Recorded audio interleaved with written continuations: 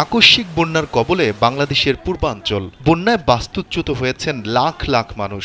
অন্তঃসত্ত্বাসহ প্রাণ হারিয়েছেন অন্তত 4 জন। অভিযোগ উঠেছে ভারতের ত্রিপুরা রাজ্যের ডুম্বুর জলবিদ্যুৎ প্রকল্পের বাঁধ খুলে দেয়ায় এই আকস্মিক বন্যা। ভারতীয় সংবাদ মাধ্যমও একই কথা বলেছে, কিন্তু দেশটির সরকারের পক্ষ থেকে বলা হচ্ছে ভিন্ন কথা। বৃহস্পতিবার ভারতের পররাষ্ট্র মন্ত্রণালয় থেকে একটি বিবৃতি দেয়া হয়, যেখানে দাবি করা হয় ডুম্বুর বাঁধ খুলে দেয়ায় বাংলাদেশে বন্যা হয়েছে এমন খবর প্রচারে উদ্বিগ্ন নয়াদিল্লি, কারণ এটি সঠিক নয়। বিবৃতিতে বলা হয়, ভারত ও বাংলাদেশের মধ্য দিয়ে প্রবাহিত গোমতী নদীর ক্যাচমেন্ট এলাকায় গেল কয়েকদিন ধরে এই বছরের সবচেয়ে বেশি বৃষ্টিপাত হচ্ছে। দেশের যে কোনো প্রান্ত থেকে অনলাইনে নিজেকে দক্ষ করুন ক্রিয়েটিভ আইটি ইনস্টিটিউটের সাথে। বাংলাদেশে বন্যা মূলত বাঁধের নিচের দিকের এই বৃহৎ ক্যাচমেন্টের পানির কারণে হয়েছে। বিবৃতিতে বলা হয়, ডুম্বুর বাঁধটি বাংলাদেশ ভারত সীমান্ত থেকে বেশ দূরে অবস্থিত। বাংলাদেশ থেকে এটি 120 কিলোমিটার দূরে উজানে অবস্থিত। এটি একটি কম উচ্চতার প্রায় 30 মিটার বাঁধ, যা বিদ্যুৎ উৎপন্ন করে। এখান থেকে বাংলাদেশও 40 মেগাওয়াট বিদ্যুৎ পায়।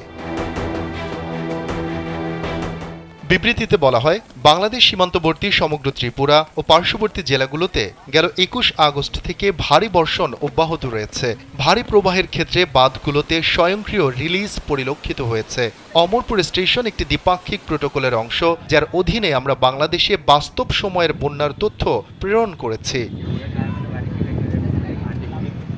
ওই বিবৃতিতে আরও উল্লেখ করা হয়, 21 আগস্ট ভারতের সময় দুপুর 3টা পর্যন্ত বাংলাদেশকে ক্রমবর্ধমান বন্যার প্রবণতার ডেটা সরবরাহ করা হয়েছে।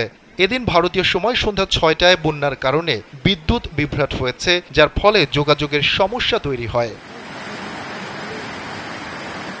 বিবৃতির শেষাংশে বলা হয়, ভারত ও বাংলাদেশের মধ্যে অভিন্ন নদীতে বন্যা একটি যৌথ সমস্যা, যা উভয় পক্ষের জনগণের জন্য দুর্ভোগ সৃষ্টি করে। এর সমাধানের জন্য ঘনিষ্ঠ পারস্পরিক সহযোগিতা প্রয়োজন বলেও উল্লেখ করা হয়েছে।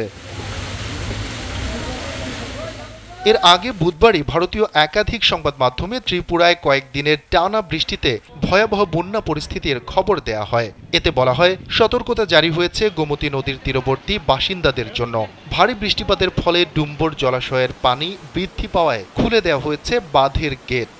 সংবাদ মাধ্যম জি নিউজ জানায়, বন্যার কারণে ডুম্বুর জলবিদ্যুৎ প্রকল্পের বাঁধ খুলে দেওয়া হয়েছে, আর সেই কারণেই পানি ঢুকছে বাংলাদেশে। শফিকুল ইসলাম শান্ত, কালবেলা ডেস্ক।